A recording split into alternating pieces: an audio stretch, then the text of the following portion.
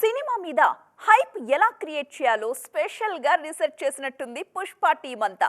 పబ్లిసిటీలో వాళ్ళు వేస్తున్న ఒక్కో స్టెప్ చూస్తుంటే ఫిదా అయిపోతున్నారంతే జనం.